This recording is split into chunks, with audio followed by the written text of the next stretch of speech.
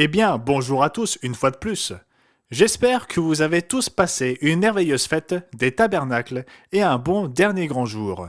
Carole et moi avons passé la première moitié de la fête à Utah Medway, dans l'Utah. Une vallée là entre les montagnes très luxuriantes, vertes et panoramiques. Mais par-dessus tout, nous avons vraiment apprécié la fraternisation avec les membres qui étaient présents. La fraternisation était tout simplement chaleureuse. Nous avons passé de très bons moments avec les membres, des rencontres et ce genre de choses. Nous avons passé la seconde moitié de la fête à Florence, dans l'Oregon. Encore une fois, ce fut un site magnifique sur la côte de l'Oregon où l'on a pu voir déferler chaque matin les vagues.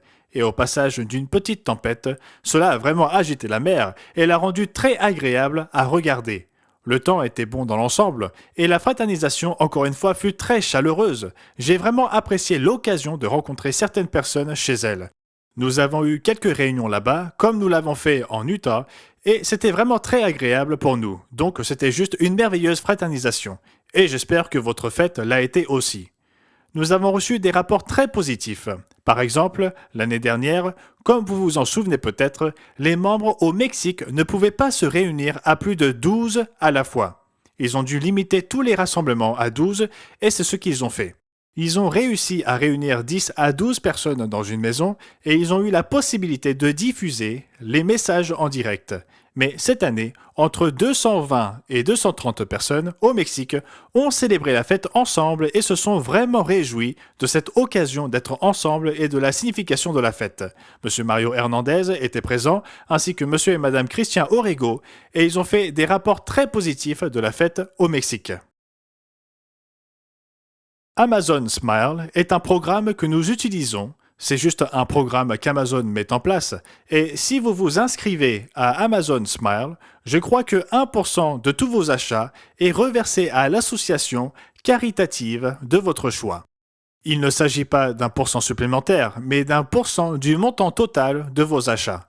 En conséquence, dans le rapport du troisième trimestre qu'ils nous ont envoyé, nous avons reçu 1 768 $ juste au troisième trimestre pour ceux qui se sont inscrits à Amazon Smile.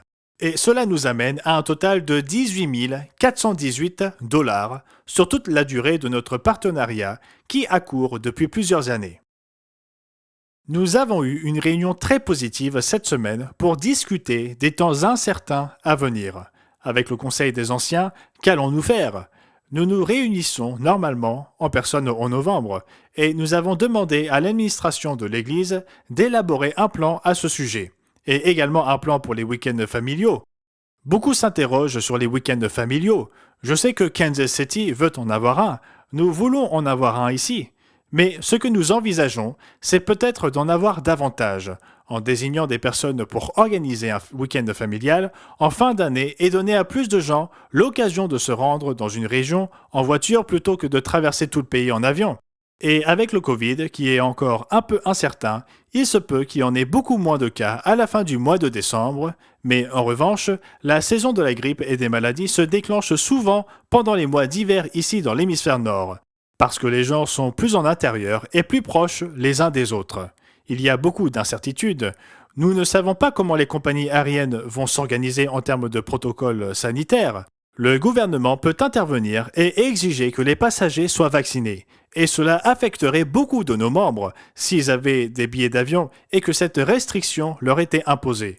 Nous reconnaissons donc qu'il faut laisser passer un peu de temps, car nous ne savons pas comment les choses évolueront. Nous voulons donc organiser des week-ends familiaux pour permettre aux gens de se retrouver.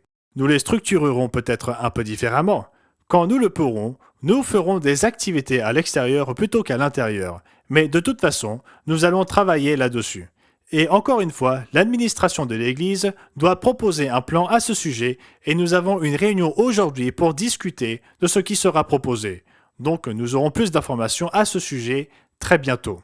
C'est donc un petit aperçu de ce qui se passe ici au siège, et j'espère que vous avez tous encore une fois passé une merveilleuse fête des tabernacles, et nous attendons avec impatience le moment, espérons-le l'année prochaine, où il n'y aura plus de restrictions qui empêchent les membres d'observer la fête ensemble en personne. Donc c'était Gérald de Westen pour l'Église du Dieu vivant, le 9 octobre 2021. J'espère que vous passez un merveilleux sabbat, et nous vous verrons la semaine prochaine.